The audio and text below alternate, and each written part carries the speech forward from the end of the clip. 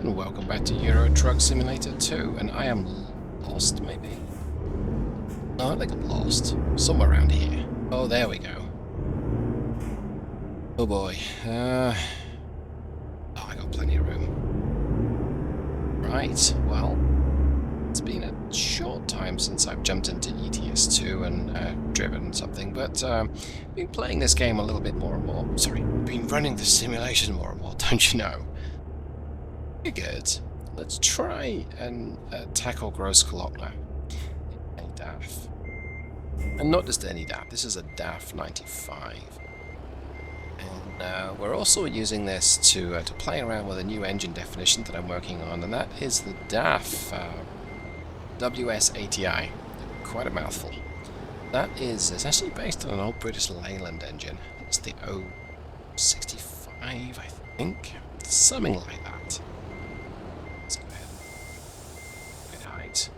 We're taking some cement here today up to Salzburg. I don't think this truck supports advanced coupling, so we just have to get close enough, which I would say... Oh, well, that's close enough. What are we waiting for? No. Let's go ahead and just drop that axle. In fact, does the rear have a visible axle? I think it does. Yes, we do. Okay. Well, we don't want any of that nonsense. Alright. It looks like it's got super signals on the back. It's interesting. Okay. Quick look at the map. So, we're at Klagenfurt am Wörthersee. I only begin to pronounce that. We're off to Salzburg. It's a fairly short trip, only 250 kilometers. But I really want to go over Grossglockner, which is over here to the east. I believe this is Grossglockner. And we're going to go ahead and take that. Let's put... yeah. Well, that's... wow. That's added a fair bit to the trip, so I may not... yeah, I may pause part of this recording. That's a long way out of my way. But I'm okay with that. Well, I suppose let's make like a tree and get out of here. Jump back in the cabin. Now, we're using an automated box today. Let's go ahead and lights on. I think we're good to go. Let's head on out of here. So, we have about 41,000 pounds of cement behind me, plus whatever this trailer weighs. We're on a 6x2 with a tag, I think it's a tag lift, that's the rearmost axle. I was happy to do this in a 4x2, but there's a bit of extra stability there. Get my right head back to normal. Under the hood, like I say, it's the new engine definition. It's a prototype engine definition for the Still Productions engine pack. That is the WS ATi. That's an 11.6 litre inline 6. ATi stands for Advanced Turbo Intercooling. So it's, well, in its time, this was a pretty decent engine in it. I believe it's not electronically controlled, which makes life a little easier. Doesn't make life easy is negotiating this tight exit area, space type thing. I think I'm in. Gap, yeah. Bring it a little tighter to the left, I think.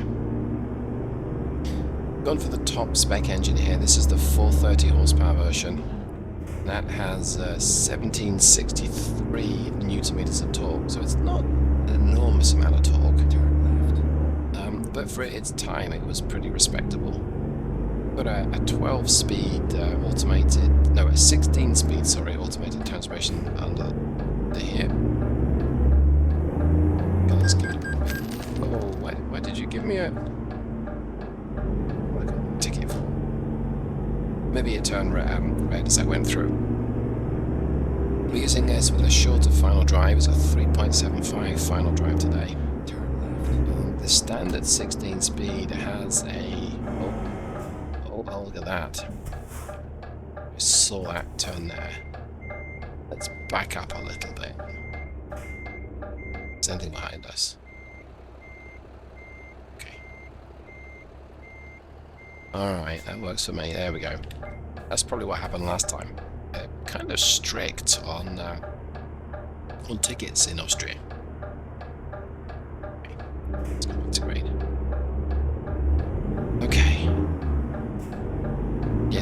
standard final drive is 3.4, which is a fair chunk taller than this 375. Going with a shorter final drive for a couple of reasons. One, I was expecting a heavier cargo than this, but I'm okay with 41,000 pounds. And two, I really want to explore Grossglockner, and it's going to be steep. I mean, a lot of slow work.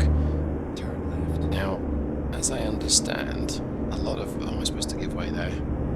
Oops. A lot of these trucks back in the day were manual. They use a synchromesh 16-speed transmission. We're not using a manual today. We're using this in automated. It's the ZF automated box.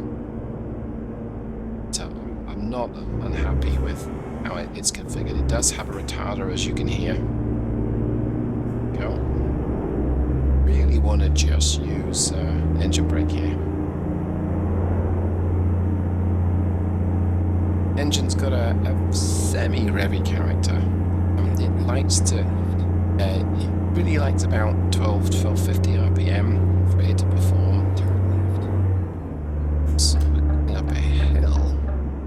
It's going to rev out to 1700. And I'm still tweaking this engine definition. They may change a little bit, but I'm happy with what I've got so far. Sound at the moment, we're using the International 9900i from American Truck Simulator. I'm probably going to change the sound that this engine makes. Peak tower is produced at 2000 RPM, but it will rev out to 2100 while changing up. And that's under high load conditions, which we most certainly are at. So far, it's not doing a bad effort of it, but we've got pretty decent power, a fairly short gearing. I'm estimating we're about 1300 revs in top gear at 80 kilometers per hour. When we get there, we're doing nearly 60 right now. Keep right. Then exit right. And follow the instructions. Oh, made it go in here.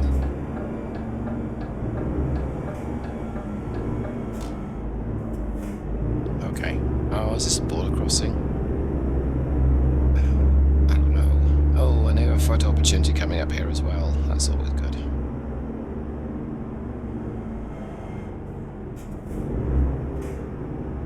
Let's do a little bit of drive-by if it lets me. It does. Okay. Stop sign over here. No camera. Well, I certainly remember seeing these on the roads back in the UK, and not been in the UK for a time now. And when I saw this mod appear on the Steam Workshop, I'm like, oof, I need to get this thing. Okay. Stop. What are we stopping for? We don't know. There's a way station coming up. But I think we just have to drive through that real slow, as opposed to stopping like you do in the American game. So if it sounds like I'm a little vague on what's going on, yeah, I've not driven the Euro game anywhere near as much as the US game. I don't know why it took me the long way around. It's a toll road.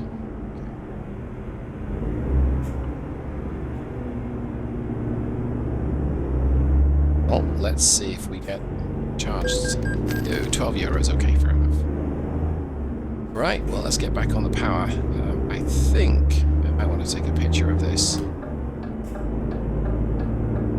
We'll merge in here.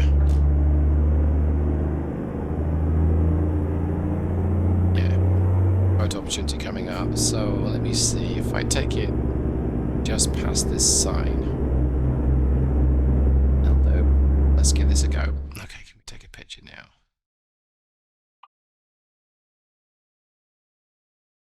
I don't know why it always puts you sort of like the wrong side. Okay.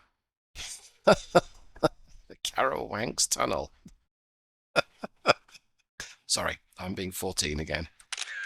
Alright, that works for me. We picture, jobs are good, and let's go. I'm giving it a fair bootful of power, and we are accelerating, but not exactly flying up this hill. That's probably a good thing. This drive might take a bit longer than normal, but which I think it certainly will. Right, let's see if we can get up to 60. I'm at full power. Yeah, I'm happy with the shift point so far. It maybe needs a few more revs at the change up, but it's not getting bogged down. Now the lesser powered ones might. So this engine, the WS, is available from 330 to 430 rated power. I don't think all variants were available right from the start. I also think there's a lesser powered version one doing the rounds as well. I didn't find any information on that. Peak torque is produced at 1300 revs, but appears to be respectable power at 1200 or torque at 1200 RPM. Right about now we are working this thing hard. Doesn't want to change up. Oh, we're also speeding. Oops.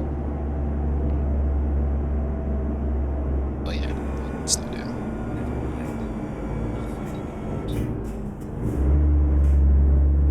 I don't want to get another ticket because they're expensive in this game. I probably should just use cruise control, but there we go.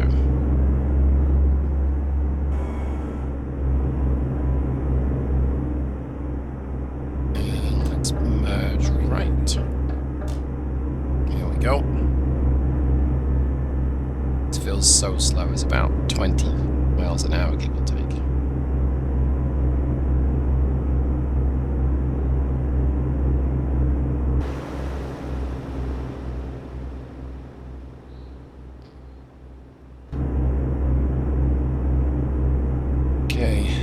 Done. After there. Right, so I disabled cruise control and punched the throttle open, so it downshifted a gear, and then off we go, I think right back in the same gear. Yeah, I'll tell you what though, it does pick up nicely. Oh, wait, do I go left or right? I think I got right. I think Doug said go right. Okay. That'll do.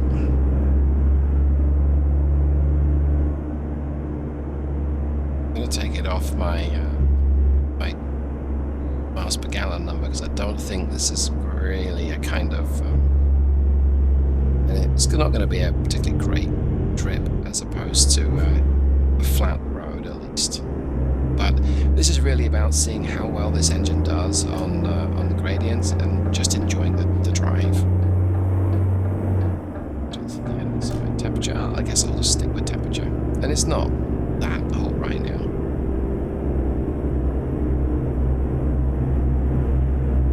Okay, let's go past that. Right, well I think we're on our way then. Eventually, so what have we got? 523 kilometers, so 300 something miles left. I'm good with that. Do we have enough range for that? I think so. Yeah, I reckon it's plenty of range. So, I mean, if we need 400 litres of fuel, then I don't think that's going to be a thing.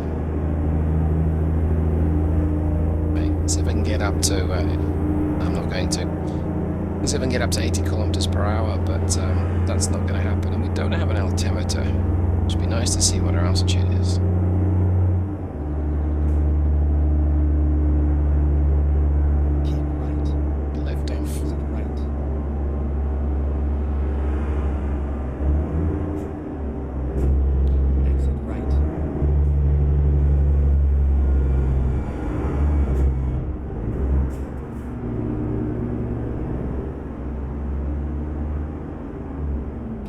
Down this gradient using gravity. Actually cancel that, we'll use a bit of engine brake here. And of course that retarder. So let's take a moment to look outside the cabin here a little bit. So we got some, I guess, gravel works here. Maybe it's construction, I'm not sure. That's pretty. Right, well, it's enough looking at the scenery. So, let's get a move on.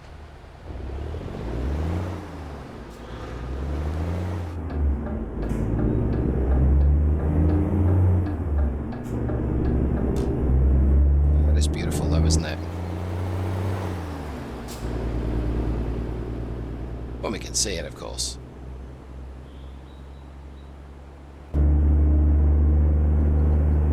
Okay. So, let me see. This isn't even the start of the mountain path. Okay, well, I'm gonna keep on driving. So, I think what I'll do is I will shut up and we'll use some accelerated time. I'll be back.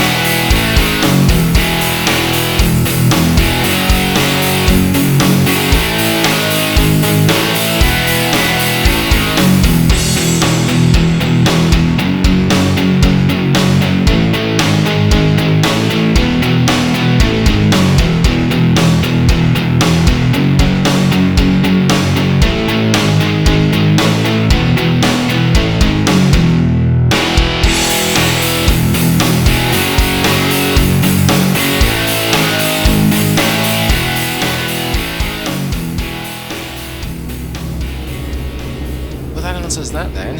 You aren't supposed to commercially haul over Grossglockner, and I can understand why. I remember doing this as a kid. I wasn't driving, obviously. This was in Germany, not America. And yeah, it was pretty steep, and it was beautiful. So I'm curious to see how well this engine does. What sort of temperatures that we see, and two, how beautiful is it going to be? I kind of regret that visor I got on the windscreen there, but I've got this. Wow, I've got this view. So maybe this might actually work just great if I do that. So yeah, let's see how well we do.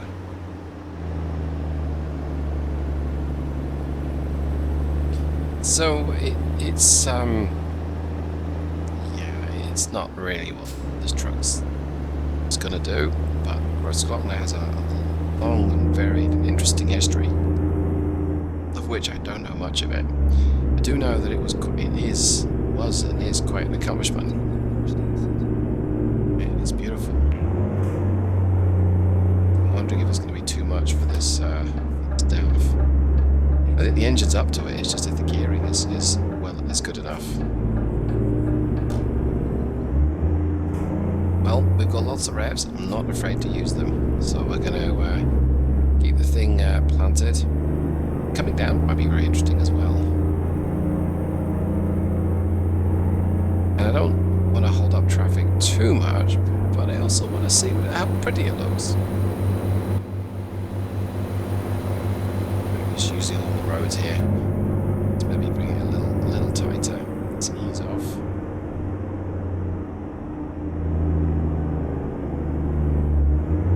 It's going to downshift for me.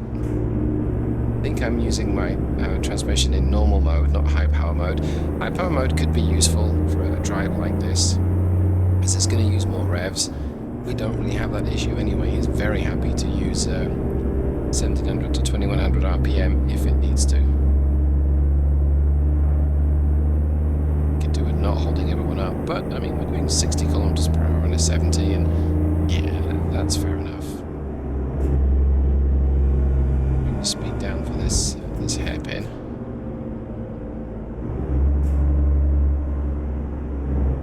Back on the power, let it downshift. This could be, in some respects, a bit more fun with, say, a Mac R and the 237 horsepower engine. But if you had the 5-speed, you really wouldn't be changing gear that much. You'd be probably second and third, maybe. I'm going to lift off here and just let gravity slow me down. Back on the power, it's going to downshift, downshifting again. That's full power. And it's doing okay. It's not being so horrendous.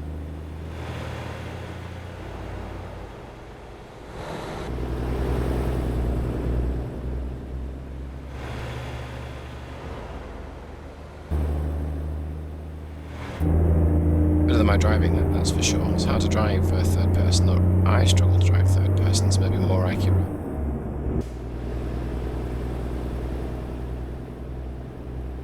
Yeah, really struggle with this view as well. Jump back in the cabin, oh, little fast. Not fast. You know what, I plan to pull in here, let everyone pass me anyway.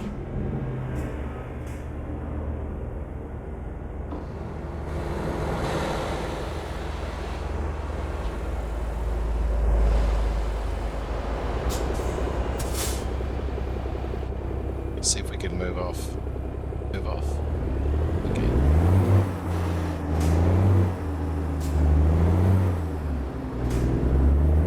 Little reluctant to move off there. I set the clutch engagement torque for this engine at 700 foot-pounds. I didn't have the information to hand, and I would say it's doing okay, but why was it revving up to 2600 RPM? That doesn't seem right. Might need some more refinement there, but all said and done, again, I don't see really the performance of the engine being terrible. And I know it's very much weighted towards power as opposed to torque. It's an older engine, you expect that. This thing's doing great. It's back on full power. Yes, it's most definitely chasing the power as opposed to the rev, so yeah, I need to work on... Yeah, I gotta work on the shift points there and what the governor is. I don't think it's set up correctly. Oopsie. Right, so we're entering Switzerland. A hot grill. Okay.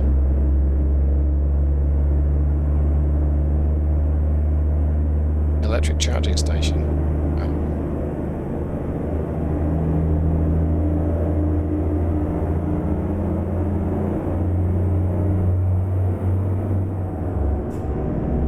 Nice and flat here. Like another view. Smells and still look pretty. Lift off. I don't. Yeah, I'm actually doing 70. Let's get on the brake. Little chirp there as the tire starts to lock up. I guess pretty firm braking now. Around to port. Let it downshift by squeezing the power on, but we've got to come right off the power to the brakes, turn in, try and balance it a little bit. Which is hard to do as I don't know this engine really well enough. It'll be easy with a manual. This is doing okay. Maybe a better challenge would have been the 330 horsepower WS ATi engine, maybe. Oh, but it's bleeding speed at this point. Lugging it up in 12. Drop down a couple of gears. Feed it some left-hand lock. Go around this corner. Easily does it. Squeeze back on the power. Go.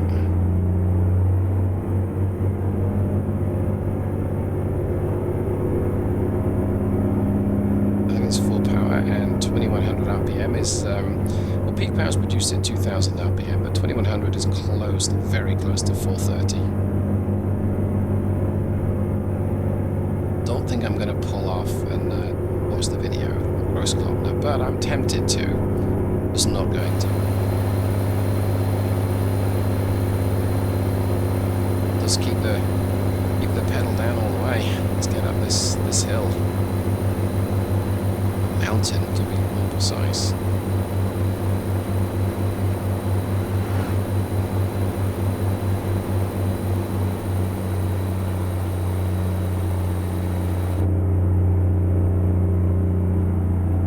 So we're seeing water temperature is now 181 Fahrenheit, and the oil temperature's dropped off because my revs have fallen. Power being produced is a bit less than peak right now. So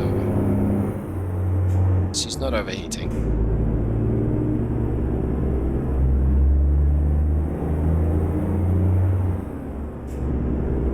Wonderfully keen to rev. Now I'm gonna brake here. Start the turn in. I want to get a picture here, so let's go ahead and skip to that view there. Go to here, take another picture. That's not very useful. What's going on? Oh, I see. We're actually in the mountain right now. I don't want to. I'm on the wrong side. Oh, you gonna let me go? Dang. Well, this is awkward. I can't go anywhere.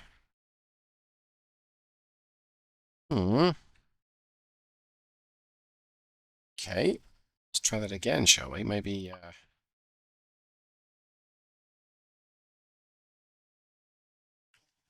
okay, I reset the camera and that seemed to work. Push your tall out. Pull it further back as much as we can go.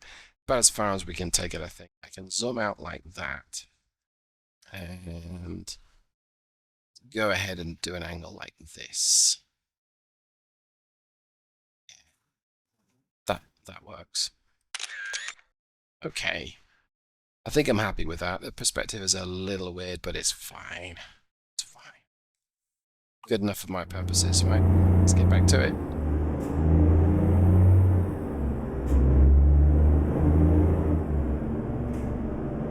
Now this might be the summit, but I would think it would be. But I am going to keep my speed under control. Yeah, I think that was the summit. Okay, so we're flying down this hill. I don't really want to crash. Grief. That's fun. So I guess we'll use the engine brake. It's a matter of course. I can quite easily see how we would lock up the powered axle. Because the middle axle of the tractor engine is the only one connected to the gearbox and also the engine. And that means that, yes, when I use the service brakes, that axle is braked by the service brake and also which is automatic, and if it's so selected, the engine brake.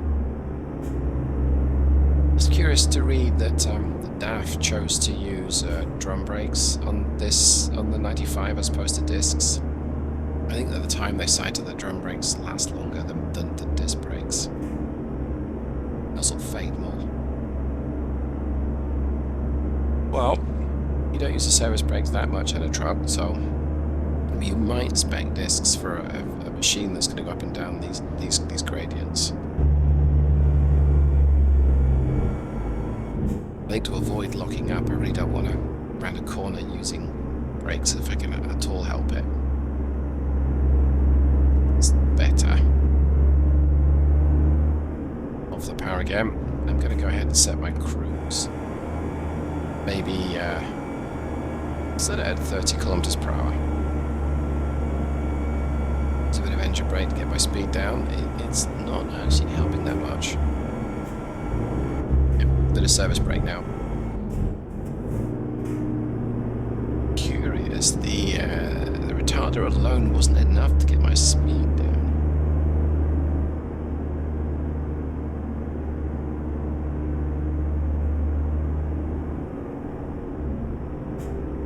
Being gentle here with. I don't want to get too much smash on because we're going to have to lose it. lose the smash as we go around the corner. Smash here being the colloquial term for speed. Now we'll give it a boot for power. Lots of power because we can. After all, we don't want to hold anyone up. And we'll jam on the anchors. This is how you don't tackle a corner like this. So engine brake primed. Jam on the brakes round about now. Yep, lock up the driven axle. Sometimes you can stall the engine doing that, which is not good. Yeah, that's not how we're going to tackle this. This beautiful sweeping road. It's almost certainly not how our insurance company would like me to challenge tackle the road either. A little bit of engine brake. Service brake, downshifts. Let's it out a little bit. Cool. Engine brake.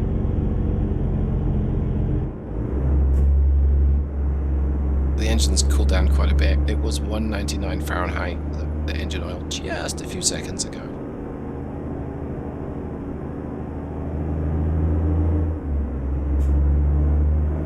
Well, I'm glad I did the run. I wouldn't say it's anticlimactic, but it really wasn't a challenge to go up and down these gradients. So far, at least, I think coming down is maybe more of a challenge.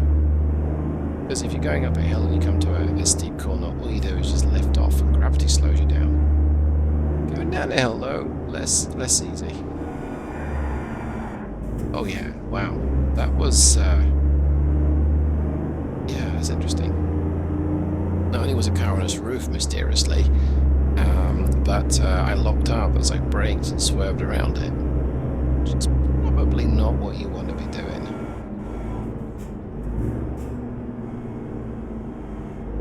A lot of side roads here I want to take as well, but not with cement behind me, I don't think. I think this is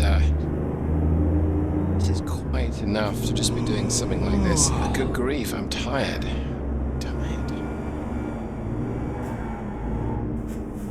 Let me look up a little bit. I guess we're coming to the end of the toll, so let's take a look. Okay. Not a bad effort. Well, that seemingly was Grossglockner. In a truck that I thought it would be a bit more challenging than it really was. Come on, David, pay attention.